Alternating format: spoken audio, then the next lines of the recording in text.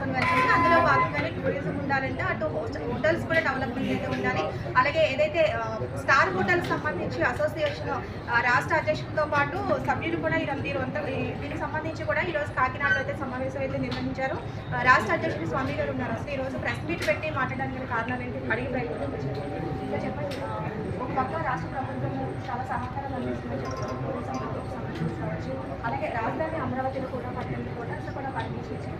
దానివల్ల ఉపయోగం ఏంటి అంటే ఎవరికి ఉపాధి కలిగే అవకాశం ధన్యవాదాలండి. రాష్ట్ర ముఖ్యమంత్రి గారు స్టార్ కేటగిరీలో హోటల్స్లో మైక్రో బ్రూవరీ పాలసీని కూడా తీసుకొచ్చారు. అది మొట్టమొదటిసారి కాకినాడలో ఫస్ట్ ఓపెన్ అయింది. ఇవాళ రాష్ట్ర వ్యాప్తంగా మిగతా అన్ని చోట్ల కూడా ఈ డిసెంబర్లోపు 10 చోట్ల పెట్టడానికి ముందుకు వచ్చాం. విశాఖపట్నం, విజయనగరం, విజయవాడ, తిరుపతి డిఫరెంట్ ఏరియాల్లో స్టార్ కేటగిరీ హోటల్స్లో 3 స్టార్ అబోవ్ హోటల్స్లో పర్మిషన్ ఇచ్చింది. మొట్టమొదటిసారిగా ఈ రోజున ముఖ్యమంత్రి గారు ఇచ్చిన పర్మిషన్ బేస్ చేసుకొని మా వెంకీ రెసిడెన్సీ కాకినాడలో ఓపెన్ అయింది. దానికి స్టార్ హోటల్స్ సంఘం తరఫున ధన్యవాదాలు. అలాగే మీరు రాష్ట్ర ముఖ్యమంత్రి గారు 50,000 రూమ్స్ కావాలన్నారు. ఇప్పటికే ఆల్రెడీ ఒక 18 హోటల్స్కి అమరావతిలో పర్మిషన్స్ శాంక్షన్ అయింది. దాంట్లో ఒక 8 సుమారుగా భూమి పూజ అయినాయి. అలాగే బాపట్ల సూర్యలంక బీచ్ దగ్గర 4 హోటల్స్ వస్తున్నాయి.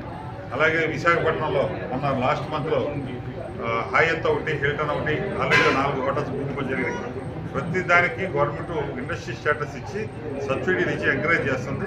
రాష్ట్ర ముఖ్యమంత్రి గారు దీని మీద ప్రత్యేకంగా శ్రద్ధ వహించి టూరిజం రంగానికి బాగా ఇంపార్టెన్స్ ఇస్తున్నారు.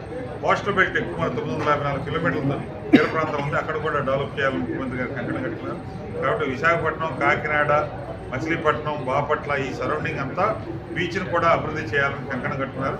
ఇది రాష్ట్ర ముఖ్యమంత్రి సీ ప్లేన్ కాన్సెప్ట్, రకరకాల కాన్సెప్ట్లు తీసుకొస్తున్నారు. విపరీతంగా దీని మీద ప్రతిరోజు ఒక 20 నిమిషాలు దీని మీద చర్చించి ముఖ్యమంత్రి గారు ఉన్నతాధికారులతో చర్చించి తదుపరి నిర్ణయాలు తీసుకుంటున్నారు. కాబట్టి రాష్ట్ర ముఖ్యమంత్రి గారికి ఆంధ్రప్రదేశ్ స్టార్ హోటల్ సంఘం తరఫున ప్రత్యేకంగా ధన్యవాదాలు.